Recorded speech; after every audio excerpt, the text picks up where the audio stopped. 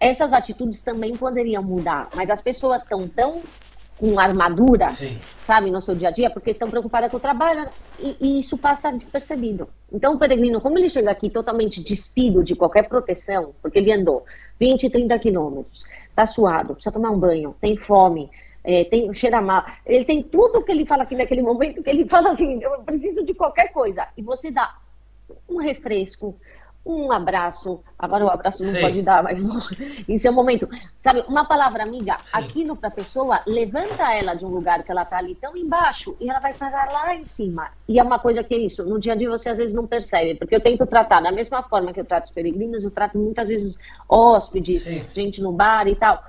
Tenho muitos hóspedes de longa data que depois me agradecem muito, mas às vezes uma pessoa que vem tomar uma cerveja rapidinho não percebe. Então eu acho que o mundo seria muito mais fácil e bonito, Sim. no sentido que se a gente não fosse tão protegido, sabe? Sim, E a gente sim, deixasse sim, sim. o amor tocar muito mais as relações. Você disse tudo, disse tudo. Olha, já sabemos que você se apaixonou no caminho, mas isso é a história sua e do Xavi é para uma outra nossa conversa mais para a frente. Mas não só se apaixonou no caminho, como se apaixonou pelo caminho. E porquê? Porquê é que você gosta tanto do caminho? Olha, o caminho, na verdade, porque até pelo que você está falando, o caminho ele foi a minha opção entre duas, né? Eu conheci o Xavi, mas o Xavi queria ir morar no Brasil e eu que quis morar no caminho. Então, realmente, eu tive duas paixões nesse momento. E a minha opção foi, eu falei, não, eu quero morar aqui, eu quero prová-lo, eu quero vivê-lo e é o que eu vou escolher. A minha opção, a minha paixão pelo caminho, ela surgiu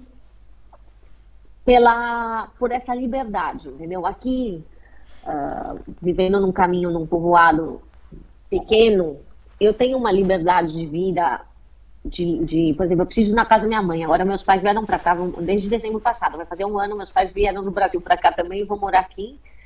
E eu estou super feliz, porque eu tenho agora a minha família me ajudando também com a minha filha, porque ela é pequenita.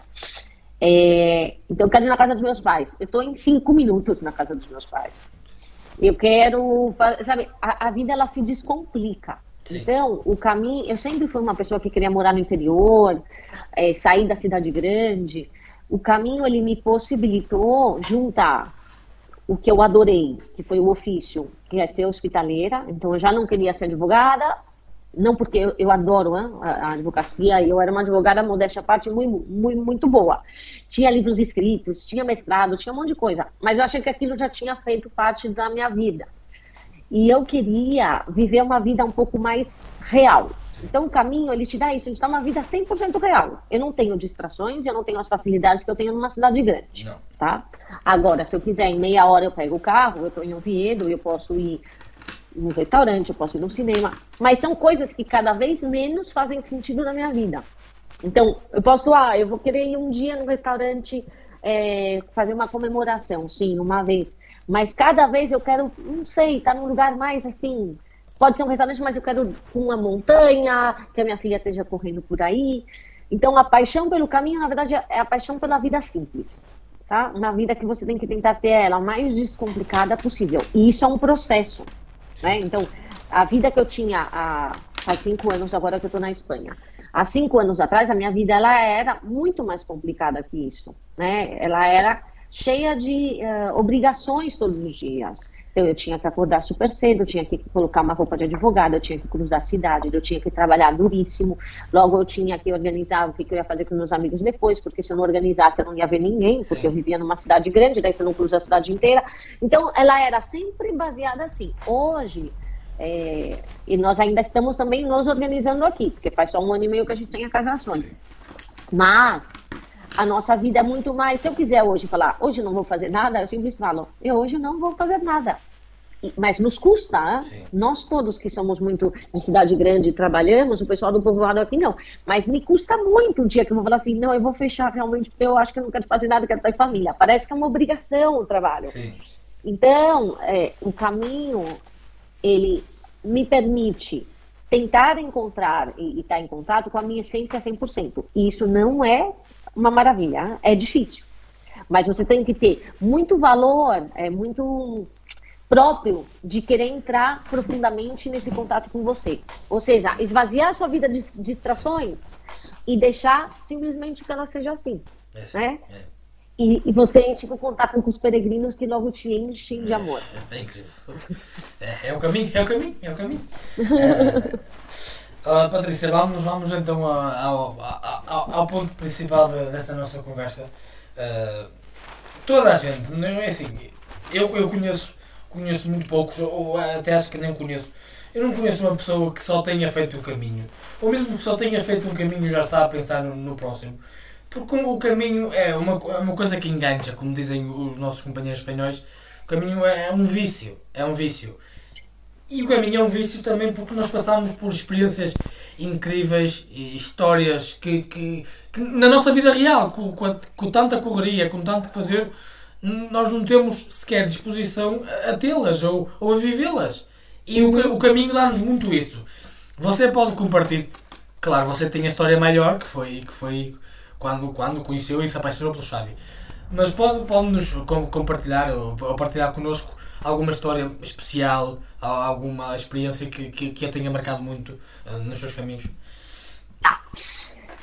Bom, antes disso, eu acho que tem um comentário curioso que eu fiz 2 caminhos. Depois, eu não pude fazer mais caminhos porque agora, depois eu fiquei grávida. E depois do segundo caminho, nós já estávamos aqui no Primitivo, já grávida e também com a bebê pequena, e eu não podia sair porque não tinha ajuda. Agora tem os meus pais, eu e o Thiago, a gente está querendo já combinar de fazer um caminho, eu e ele, e agora que minha filha vai fazer 3 anos, eu poderia deixar ela.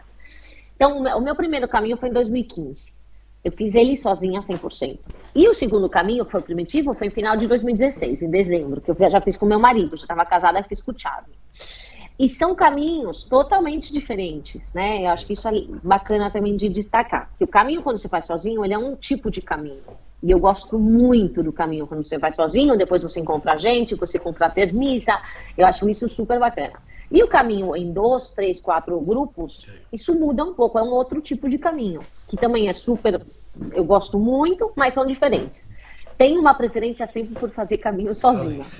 Então, a primeira experiência que eu tive, e para mim foi muito forte o primeiro caminho, por isso que para mim era tudo novo, e quando você está sozinho, essas experiências, elas são ainda mais perceptíveis, porque você andando, no caso do francês, eu já estava uns 20, quando eu tive essa experiência, mais ou menos uns 20 dias, talvez, caminhando sozinha.